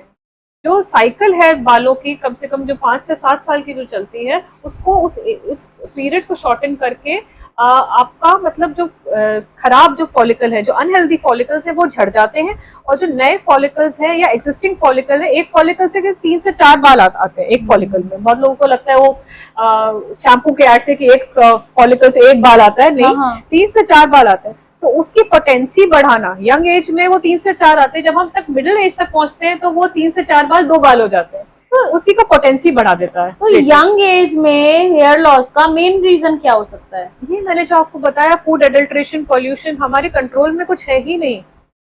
इतना फूड ब्लॉगिंग हो रही है, ये खाना खा लो, वो खाना खा लो, पूरी भीड़ इकट्ठा हो जा रही है वड़ा पाव खाने। हम सबको पता है क्या वो हेल्दी है? मतलब फास्ट फूड अगर हम खा रहे हैं, बिल्कुल, कौन सा तेल हो रहा है, दोबारा उसी तेल में फ्राई हो रहा है। हमारे ट्रेडिशन में बोला जाता है कभी भी तेल को रीहीट नहीं करते। अगर आप फास्ट फूड खा रहे हैं, आपको क्या पता है कि वो रीहीट हो रहा है नहीं हो रहा है? 100% रीहीट हो रहा है। तो after hair loss, after your treatment, आपकी ट्रीटमेंट के बाद जब हेयर आने लगते हैं तो हमें अपनी लाइफस्टाइल में चेंज कर लाना है, अपनी डाइटरी चेंजेस लाने हैं, बिल्कुल बिल्कुल, तो ही ये ट्रीटमेंट इफेक्टिव होगी। अदरवाइज आप अल्कोहल लेते जाएंगे या आपको और कोई एडिक्शन है, स्मोकिंग एडिक्शन है, सॉरी, ये चीजें बॉडी की इम्यूनिटी को कम करती हैं। ऐसे में आपकी कोई डॉक्टर मदद नहीं कर सकता। एग्जैक्टली मैं यही पूछ रही थी कि क्या फिर भी ये काम करेगा? आपको तो अपना डॉक्टर पहले खुद बनना है, पहले खुद को डिसिप्लिन करना है। जी, ये तो हमने यंगर पेशेंट्स में आपने बताया है कि ये रीजंस हो सकते हैं जी। क्या एल्डर पेशेंट्स में भी ये थेरेपी वर्क करेगी? वो भी अपनी डाइटरी, मतलब आई थिंक वो तो एक एजिंग का प्रोसेस भी है। स्ट्रेस, ओके, सबसे बड़ी चीज जो हम लोग के मिडिल एज में है, हम लोग ऐसे स्टेज पे है कि करियर्स तो बन गए या उस स्टेज पे हैं कि बना रहे हैं और आगे बढ़ने की हम लोगों को जल्दी है, या एक कॉर्पोरेट लैडर है मोस्टली उन लोगों जो मेरे मोस्ट जो क्लाइंट्स हैं मोस्टली। तो स्ट्रेस एक ऐसी चीज है। प्लस एक और चीज जो मैंने बहुत फनी है, स्ट्रेस होने के बावजूद भी उनका आंसर ये कि नहीं नहीं मुझे तो कोई स्ट्रेस नहीं है। एक डिनाइल में रहना, ये बहुत बड़ी प्रॉब्लम है। उस चीज को आप एक आई थिंक एक फैशन स्टेटमेंट हो गया है अपने आप को स्ट्रांग दिखाना। I think it is very important कि आप अपने इमोशन, आप एक इंसान बनाए गए हो, भगवान की मर्जी थी, आपको इमोशन, आपको वो टैलेंट दिया गया कि आप अपने सारे इमोशंस दिखा सको। तो crying is a very good cortisol release. आपका जो बॉडी कोर्टिसोल लेवल है वो क्राइंग आपका रिड्यूस करता है। आप रोते हैं तो कोर्टिसोल लेवल आपका एक नेचुरल मैकेनिज्म है आपकी बॉडी का कि आपका कोर्टिसोल बाहर निकले बॉडी से। आई थिंक स्ट्रेस ही नहीं, डिप्रेशन, एंजाइटी, बिल्कुल बिल्कुल, पैनिक होना, सब कोर्टिसोल की वजह से। और इन सब में आई थिंक एक ही तरीका है, हाँ, क्राइंग। रोना है हमने। मिलिए लोगों से। हम सब ऑनलाइन ट्रेंड में आ गए कि हे हाई कर लिया, इनबॉक्स कर लिया, एक दूसरे को रील भेज दिया। सुपरफिशियल रिलेशन रखने की बिल्कुल भी जरूरत नहीं है। ऑर्गेनिकली मिलिए लोगों से, बात करिए, चाहे आपको वो इंसान पसंद आए या ना पसंद आए, उसकी 100 बातों में से एक बात मानिए। बेसिकली अपने इमोशंस को ना कंट्रोल मत करो, वेरी इंपॉर्टेंट, उनको फील करो, फील करिए। और लेकिन ये भी नहीं है कि आप हाथापाई पे आ जाए। मतलब फिर हमारे बाल ठीक रहेंगे, हमारी स्किन भी परफेक्ट रहेगी। देखिए आप इतने जो हम लोग के सदगुरु लोग हैं और हमारे जो जिनको हम लोग जिनके बारे में हम पूछते हैं उनको, आप उनकी स्किन में अलग चमक देखते हैं। जैसे जया किशोरी बिल्कुल है, किशोरी माँ है और ये सब, इनका आप एक अलग है, no makeup, they No have makeup. Glow. Glow इसी वजह से, फर्स्ट ऑफ ऑल ग्रैटिट्यूड, शरीर को ठीक करना, बायोलॉजिकल का मतलब ही यही है कि आप अंदर से अपने आप को ठीक करिए। जब तक आपका मन साफ नहीं होगा तब तक आपकी स्किन, गट हेल्थ, आपका पेट, कोई भी चीज जो है वो नॉर्मल नहीं रहेगी। बिल्कुल बिल्कुल।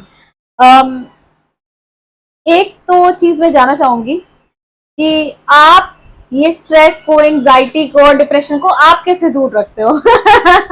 मैं देखिए फिटनेस में हमेशा से, देखिए मेरा थोड़ा सा एक ट्रैक का माइंड था बचपन से ही। बचपन से ही पता था डॉक्टर बनना है, और डॉक्टर कैसे बनना है कि भाई त्याग करना होता है। मुझे बहुत पहले से शायद ये बात समझ में आ गई बाय गॉड्स ग्रेस, क्योंकि घर पे लोग थे, यूपीएससी के थे, डॉक्टर्स थे मोस्टली, तो उनको देखा था मैंने कि भाई किसी घर की शादी में भी वो लोग नहीं जाते थे। तो एक डिसिप्लिन लाइफ मेरी हमेशा से रही थी। एक स्पोर्ट्स में इंक्लिनेशन बहुत बड़ी चीज थी, प्रतिभा, जो मैं कहूंगी जिसने मेरी बहुत ज्यादा हेल्प करी, कि स्पोर्ट्स में इंक्लिनेशन मैं कहूंगी बच्चों में भी डालना चाहिए। सबसे बड़ा स्ट्रेस बस्टर होता है। कोई एक स्पोर्ट आप पिकअप कर लें, चाहे वो बैडमिंटन हो, फुटबॉल हो, उससे आपका, आप मेरी बात आप समझ सकते हैं। एक टीम में आप जब आप खेलते हैं तो आप एक टीम प्लेयर बन जाते हैं, आपको लोगों से बात करना, इंटरैक्ट करना आ जाता है, आप एग्रेशन भी दिखाते हैं, आप जॉय भी दिखाते हैं, आप सेलिब्रेट भी करते हैं, और आप लॉसेस भी, मतलब जब आप हारते हैं तो आप वो भी एक्सप्रेस करते हैं, वो इमोशन भी। आपने फुटबॉल प्लेयर्स को देखा होगा, famous football players, they cry in the field after losing. ये सारी चीजें आप सोच रहे, होलिस्टिक चीज हो रही है। एक स्पोर्ट को खेलने के बाद आपका पब्लिक इंटरेक्शन हो गया, बॉडी फिट हो गई, इमोशनल रिलीज हो गया, आपको ब्रेक मिल गया, और आप उन 3 घंटे में या 2 घंटे में जब जितना आप स्पोर्ट खेल रहे हैं, आपका स्क्रीन टाइम मोस्ट इंपॉर्टेंटली कम हो गया, आप मोबाइल की तरफ नहीं घूर रहे हैं।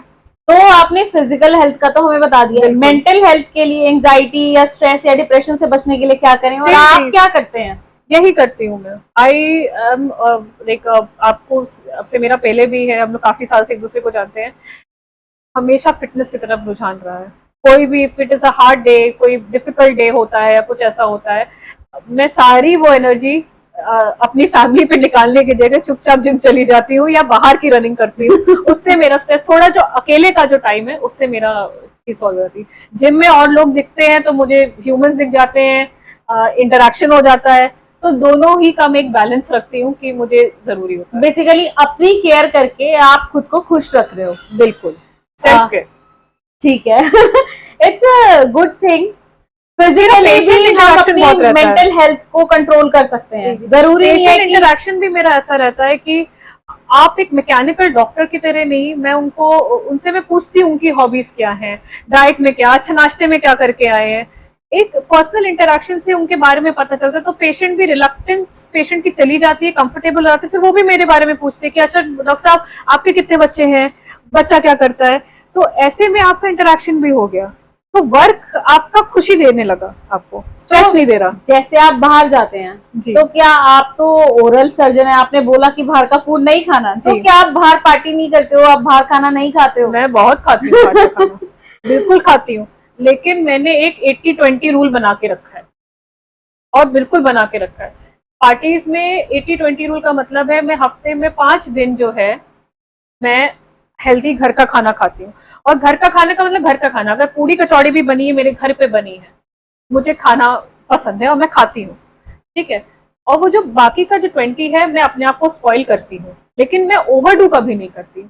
अगर मैंने बाहर का कुछ खाना खा लिया, सपोज मैंने मोमोज खा लिए या बाहर का कोई शेक पी लिया, मैं घर पे आकर के कुछ ना कुछ फाइबर डाइट, जैसे एक अपनी बारले की रोटी हो गई या कुछ है, एक फाइबर का आहार मैं जरूर अपने शरीर में डालती हूँ। चाहे रात में सोने से पहले मैं मेरी एक आदत जो है, रात में सोने से पहले मैं हल्दी दूध बिना शुगर के जरूर पीती हूँ। कच्ची हल्दी होती है, उसको पका के दूध में, ये मेरी आदत है।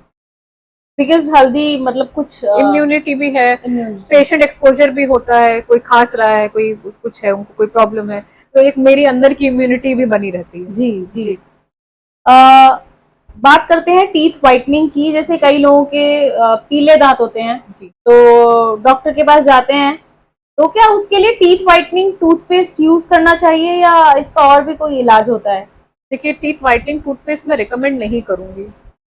आप एक पर्टिकुलर फील्ड से नहीं है तो आपको यूज करना तो आ गया, मगर आपको ये नहीं आया कि उसको रोकना कब है।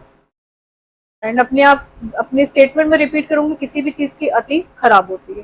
कोई चीज जो चीजें वाइटन कर रही है, इसका मतलब है वो ब्लीच कर रही Bleach कर है। रही है। बिना ब्लीच किए हुए कुछ वाइटन नहीं होगा। और ब्लीचिंग क्या होता है, एसिडिक होता है। तो फिर से वही मेरा पॉइंट आ गया कि आपने अगर प्रोलॉन्ग यूज कर लिया वही प्रोडक्ट, तो वो आपके लिए अच्छा नहीं होगा। वाइटनिंग के लिए एब्रेशन भी होता है, तो जो मैंने आपको पाउडर के लिए बारे में बताया, तो वो वही डैमेजिंग इफेक्ट करेगा।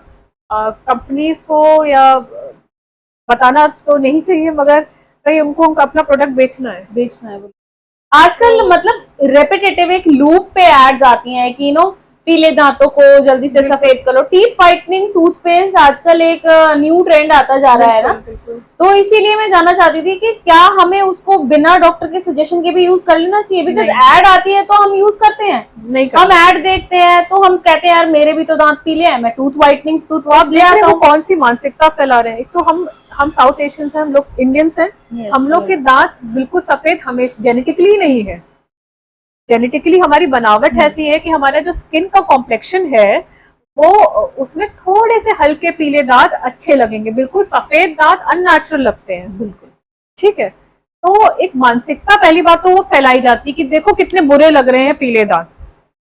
ऐसे में जो लोगों के नेचुरल दांत भी हैं, जिनके मुझसे भी सफेद दांत हैं, वो भी कॉन्शियस होके आते हैं, मैम मेरे दांत बहुत पीले। मैंने कहा नहीं, ये बिल्कुल ठीक है। और अगर जरूरत नहीं होती है, जैसे कि मैंने कहा मैं कंजर्वेटिव डेंटिस्ट हूँ, जरूरत नहीं है वाइटनिंग की तो मैं वाइटनिंग नहीं करती हूँ, क्योंकि कहीं ना कहीं देखिए कोई चीजें डैमेज करती हैं, लॉन्ग टर्म इफेक्ट उसके होते हैं।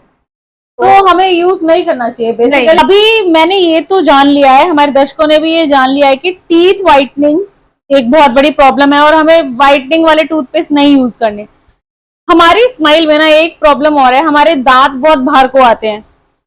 तो हमें कब पता चले कि अभी हमें ब्रेसेस की जरूरत है और अभी हमें डेंटिस्ट को विजिट करना चाहिए? आपको ये सबसे पहले हमारे पास तो डेंटिस्ट के पास most of the time patients visit इसलिए करते हैं क्योंकि वो कॉस्मेटिकली वो खुद ही बहुत कॉन्शियस हो जाते हैं स्माइल से कि मेरे दांत टेढ़े मेढ़े अच्छे नहीं लगते। डेंटिस्ट पॉइंट ऑफ व्यू से आप देखिए, दांत जो टेढ़े मेढ़े होते हैं उसमें फूड लॉजमेंट, खाना फंसना, खाना फंसने के बाद उस एरिया की सफाई ना हो जाना, और अगर उस एरिया की सफाई ना हो करके वहां पे बैक्टीरिया जमता रहेगा तो वहां की जो हड्डी है वो धीरे धीरे कम होती रहेगी। इसके वजह से वो दांत धीरे धीरे हिलता रहेगा। तो उसको हम अपने क्लिनिकल टर्म्स में मॉल ऑक्लूजन भी कहते हैं। मॉल ऑक्लूजन का मतलब है, मॉल मतलब जो गलत, ऑक्लूजन का मतलब है एक तरीके से जिससे दांत आपस में बंद होते हैं। अगर ऐसा कुछ होता है तो वो दांतों के लिए बहुत डैमेजिंग रहता है।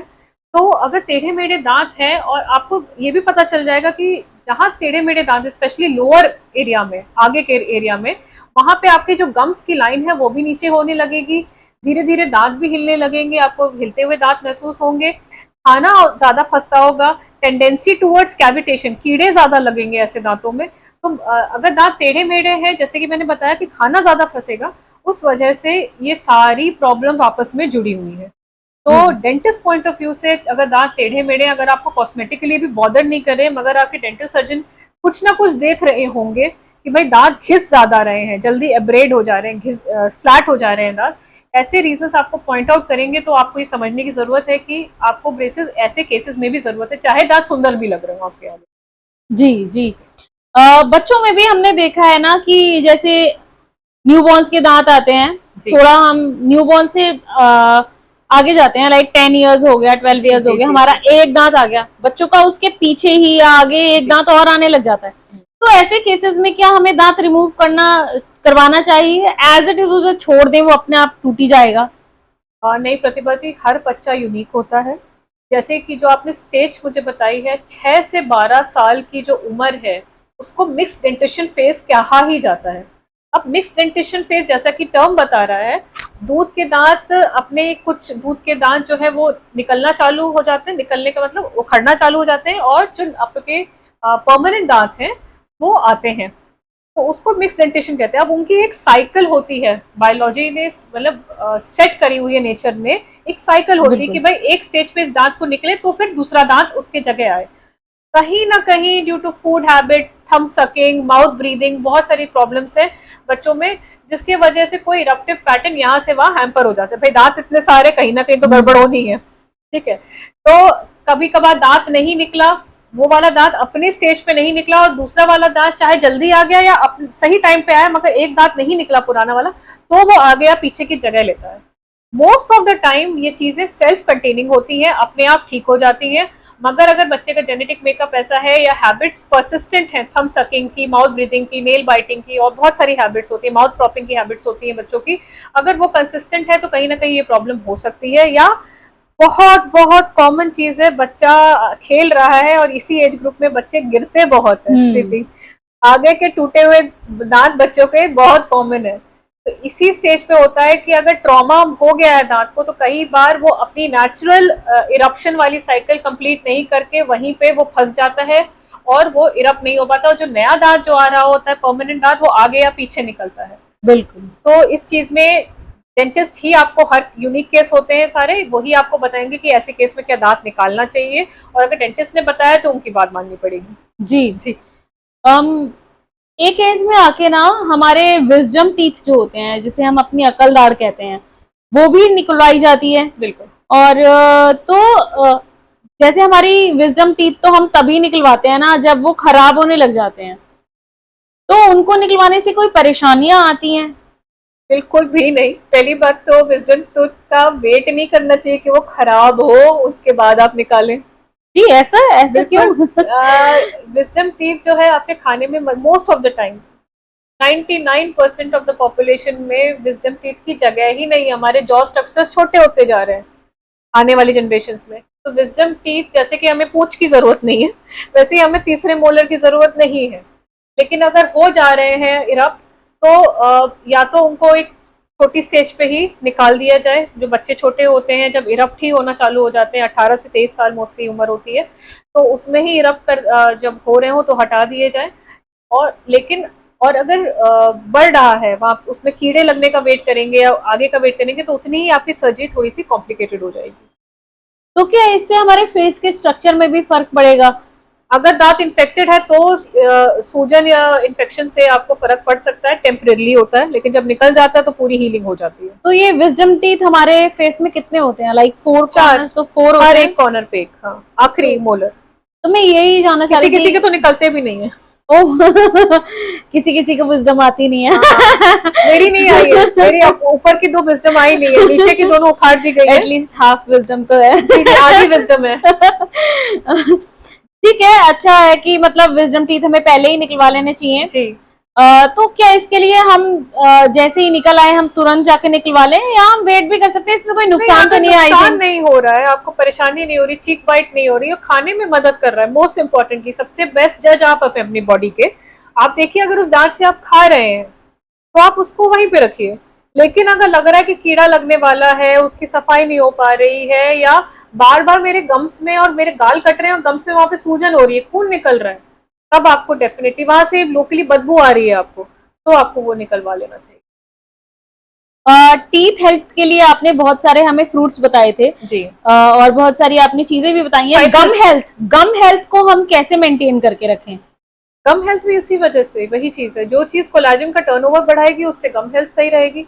गम मोस्टली उसी का बना है। तो कोलाजन, जैसे मैंने आंवला बताया, डेट्स बताए, ये सारी जो चीजें, जो भी फाइब्रस फ्रूट्स हम लोग ने, मैंने जैसे आपको मेंशन किए थे, ड्राई फ्रूट्स बहुत जरूरी हैं।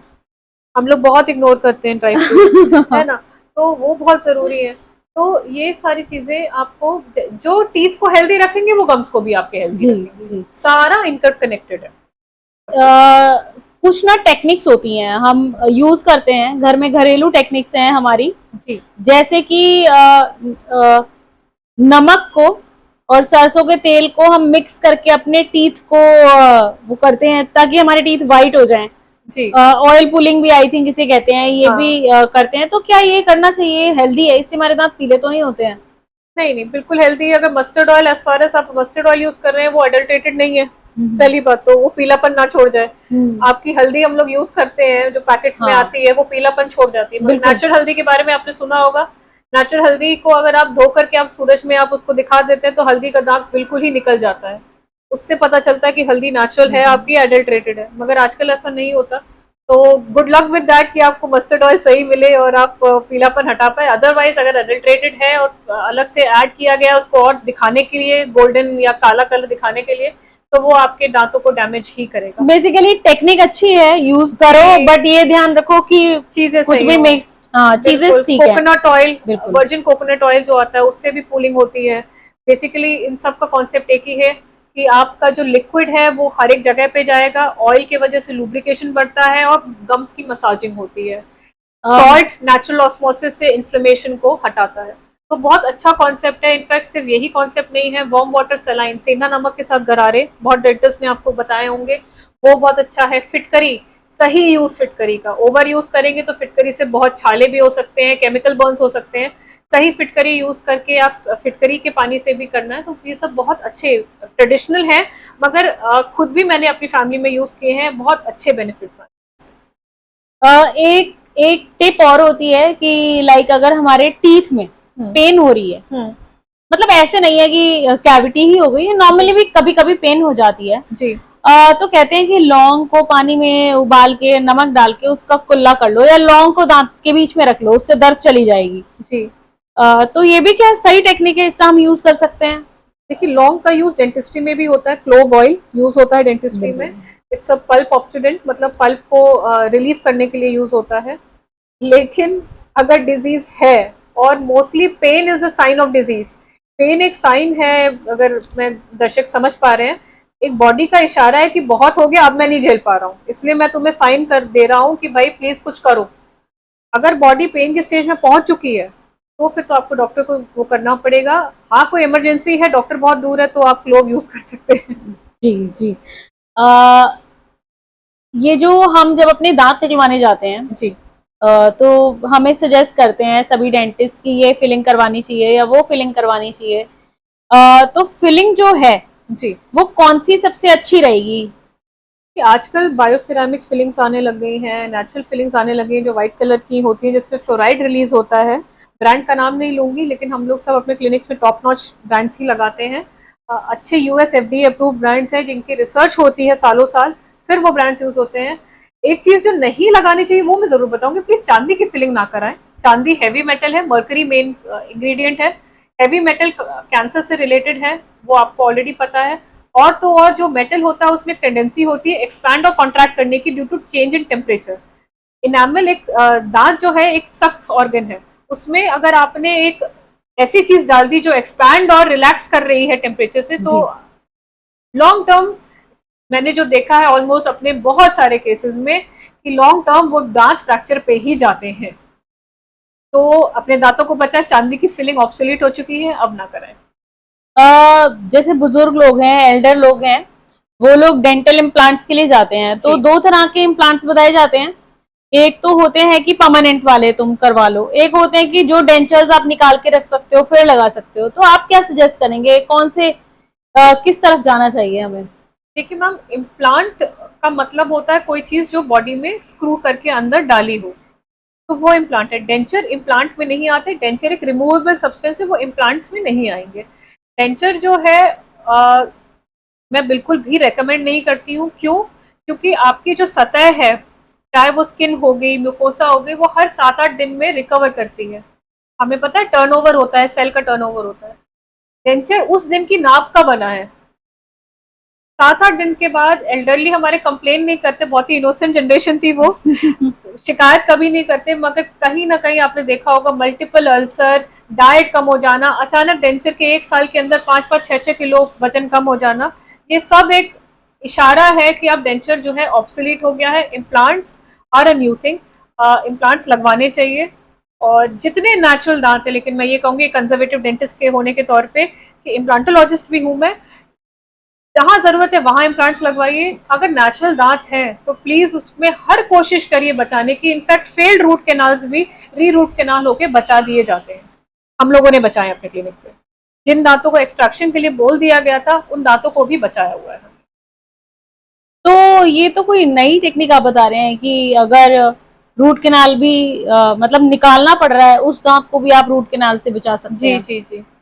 तो ऐसा कैसा? फेल्ड रूट कैनाल कर लिया मगर फिर भी दर्द हो गया, तो उसके बाद ऑप्शन होता है एक्सट्रैक्शन का। तो हमने फेल्ड रूट कैनाल पे भी, हम लोग की अब स्पेशलिटी इतनी आगे बढ़ गई है, मेरे कलीग्स हैं सब इतने वेल ट्रेन्ड हैं हम लोग सब, कि हम पुरानी रूट कैनाल को हटा के भी नई रूट कैनाल करके देते हैं, वो दांत की लाइफ और ज्यादा बढ़ जाती है।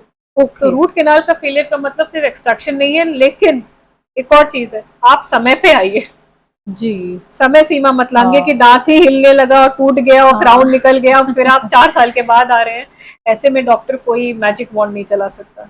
बिल्कुल बिल्कुल, एक सही टाइम पे आइए। तो जैसे ऐसे कहते हैं कि जो हमारे मसूड़े होते हैं विद टाइम ये सिकुड़ते रहते हैं जी। तो अगर हमने कुछ इम्प्लांट करवा लिया तो वो दिक्कत या कोई परेशानी तो नहीं देता हमारी एल्डरलीज को?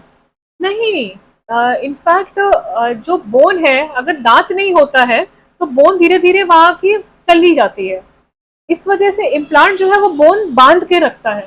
भाई आपका दांत जब तक था तो वो बोन वहां पे थी, लेकिन दांत चला गया तो धीरे धीरे बोन जो है वो चली गई वहां की। तो इम्प्लांट बहुत अच्छा सोल्यूशन है कि जहाँ पे बोन ना हो वहां पे आपकी बोन।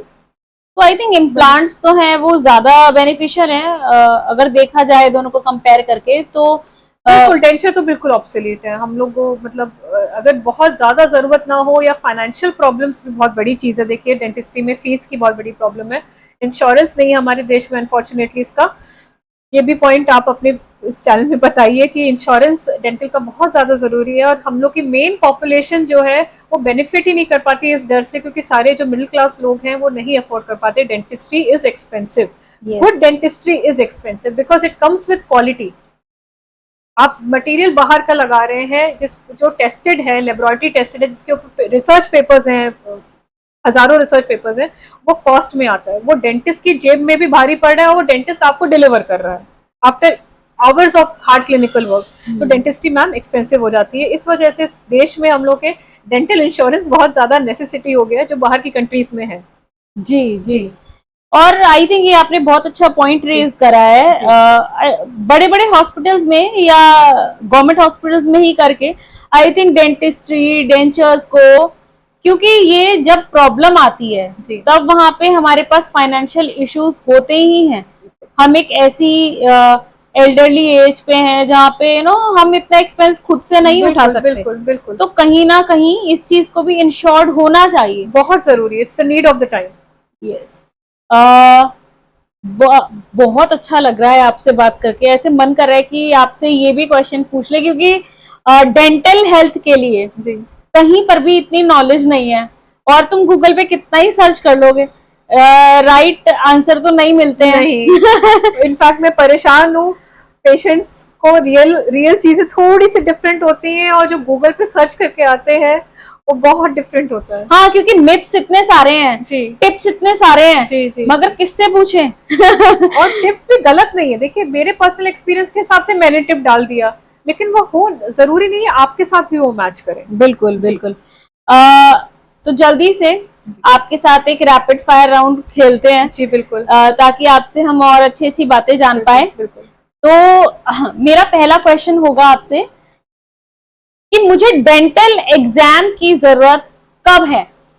हर 6 महीने। Every 6 month? जी। क्या फ्लॉसिंग भी इतनी ही इम्पोर्टेंट है जितनी ब्रशिंग? ब्रशिंग से ज्यादा इम्पोर्टेंट है फ्लॉसिंग।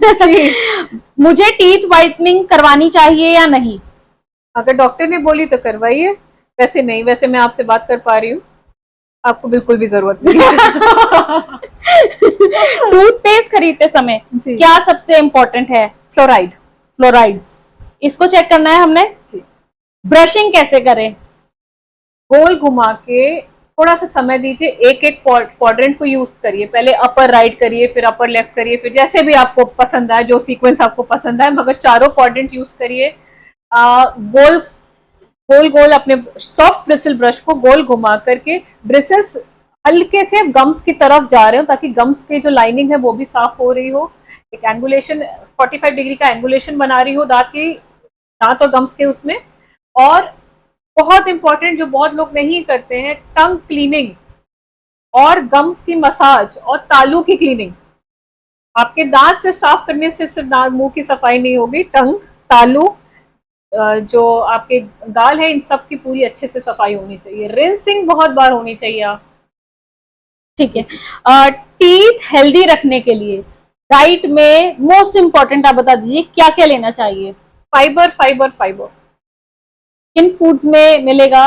लाइक जैसे मैं पहले बताया हुआ है, आंवला है अपना, हम लोग की रागी और बार्लेज होती हैं हमारी, ये सारे बहुत अच्छे से फाइबर रिच होते हैं। जी, अच्छे से अपनी डाइट लीजिए और उतनी एनर्जी आप वेस्ट करिए, सीधी सी बात है, बहुत सिंपल। फिजिकली। हाँ हाँ, बायोलॉजी मतलब हम लोग की जो ह्यूमन स्ट्रक्चर है बहुत सिंपल है। बच्चे रात में दांत किटकिटाते हैं तो क्या करना चाहिए? बहुत अच्छा क्वेश्चन है, बहुत कॉमन हो गया है।